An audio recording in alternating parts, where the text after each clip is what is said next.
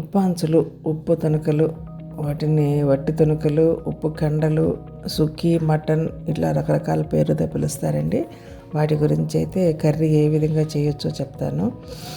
Non veg తినేవారికి కూడా అందరికీ తెలియని కర్రీ అండి ఈ ఉప్పాంచులు వేసి చేసే కర్రీ. అదేనండి వట్టి తొనకల కూర.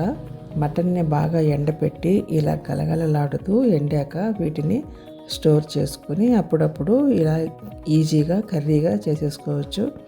మంచి బోన్లెస్ మటన్ అయితే ఈ కర్రీకి బాగుంటుంది. ఉప్పాంచులను కాసేపు వాటర్లో నానబెట్టి కొంచెం నలగొట్టుకోండి ముక్కలను. ఇప్పుడు ఈ ముక్కలను కుక్కర్లో మసాలా పేస్ట్ యాడ్ చేసి ఉడకబెట్టండి. మటన్ ఉడకటానికి ఎక్కువ టైం పడుతుంది కాబట్టి ఇలా కుక్కర్లో ఉడకబెట్టడం మంచిది. ఇప్పుడు నేను ఈ మసాలా పేస్ట్ కోసం ఏమేమి ఇంగ్రీడియంట్స్ కావాలో చెప్తానండి.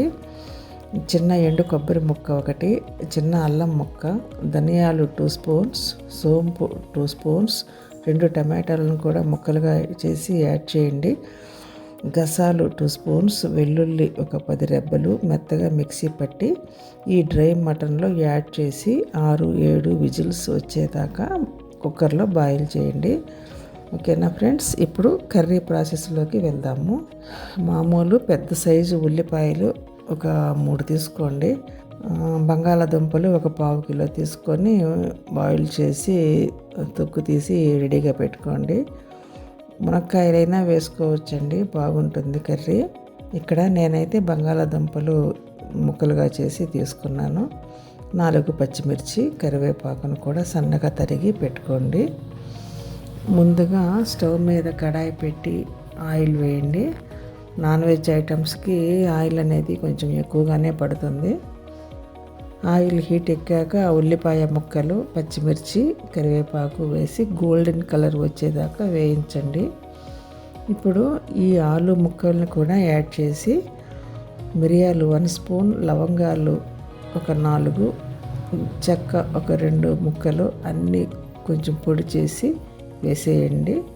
మంచి వాసనతో కర్రీ చాలా బాగుంటుంది. ఇప్పుడు పసుపు 1 స్పూను, ఉప్పు, కారం 2 స్పూన్స్ వేసి వేగాక ఈ కుక్కర్లో ఉడకబెట్టుకున్న డ్రై మటన్ని కూడా అందులో యాడ్ చేయండి.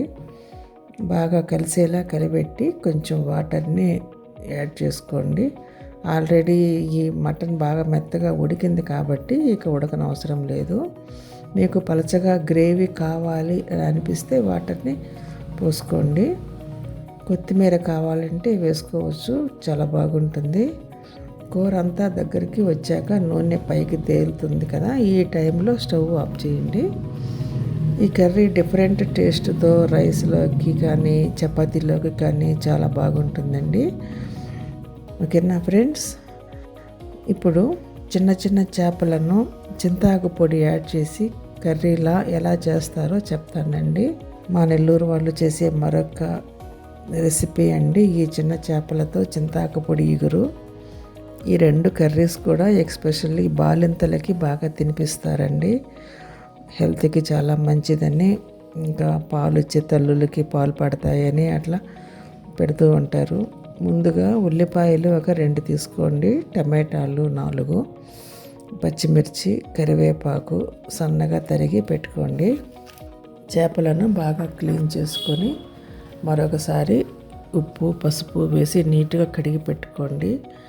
ఈ చిన్న చేపలు అనేది వాటికి నీట్గా క్లీన్ చేయాలండి, లేదంటే కొంచెం చేదుగా అట్లా వస్తుంది కర్రీ.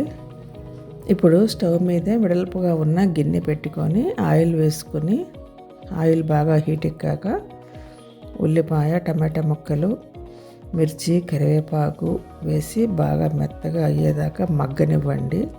ఉప్పు 1 స్పూన్, పసుపు 1 స్పూన్, కారం 2 స్పూన్స్ యాడ్ చేసి 4 పెద్ద స్పూన్స్ చింతాకు పౌడర్ని కూడా వేసి బాగా కూర అంతా కలిపెట్టండి. అంతా కలిసేలాగా కలపండి. ఒకసారి కొంచెం వాటర్ని యాడ్ చేసుకోండి.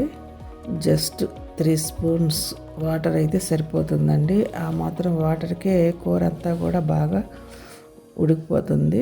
వాటర్ ఎక్కువైతే టేస్ట్ బాగుండదు, పల్చగా అయిపోతుంది. మీడియం ఫ్లేమ్లో పెట్టుకొని 10 నిమిషాలు అలాగే ఉంచండి. చేపలన్నీ చక్కగా ఉడుకుతాయి.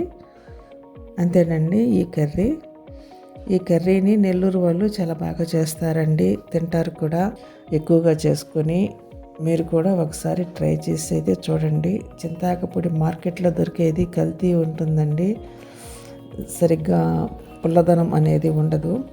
మనకి ఒరిజినల్గా కావాలి అంటే చింతాకు తెచ్చుకొని బాగా ఎండబెట్టి పొడి చేసి పెట్టుకుంటే సరిపోతుంది. ఇదైతేనే కూరల్లో బాగుంటుందండి.